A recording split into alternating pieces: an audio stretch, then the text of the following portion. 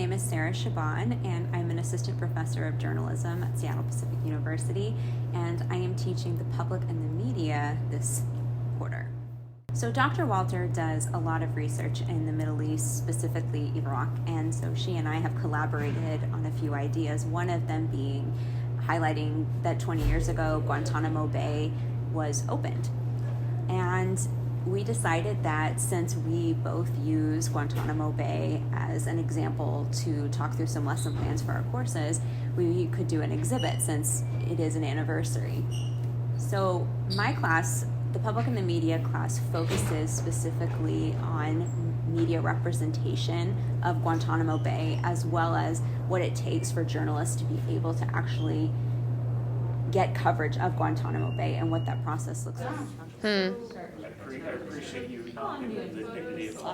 using like ex-detainees' written works and like their memoirs and their poems and whatnot, because there's... Yeah, so this project was really interesting. It was looking into Gitmo Bay and just the history and the struggles that journalists and reporters face going to Gitmo Bay and trying to find more information about what occurred there.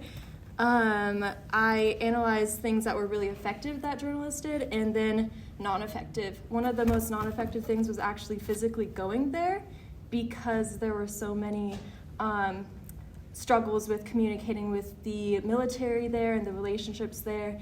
They have a lot of censorship and restrictions with photos and getting actual written works and even interviews with the detainees.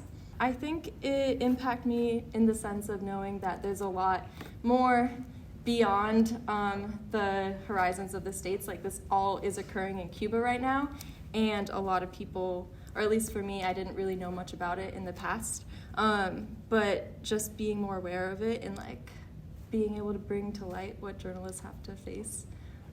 Yeah. Awesome.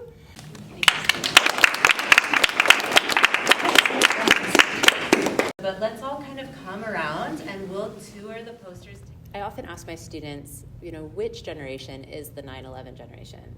And maybe it's my generation because I was in high school, so it was really formative for me as a young adult. And I remember what life was like before 9/11, and I remember all the changes after.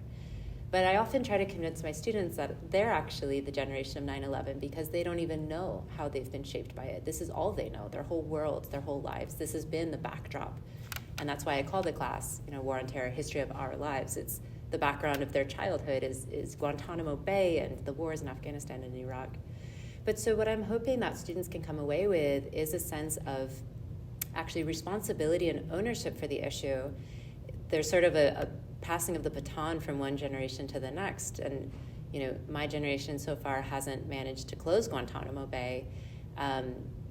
There are people who have been detained there for as long as any of my students have been alive, and they're still there today. That's where it still feels like it's a really pressing social justice issue for today. And so that's, if anything, I'm hoping that students feel a sense of urgency and connection, that this isn't just something in the background, but it's something that we should be really focusing on to try to eventually kind of end what has been a really dark chapter in U.S. history.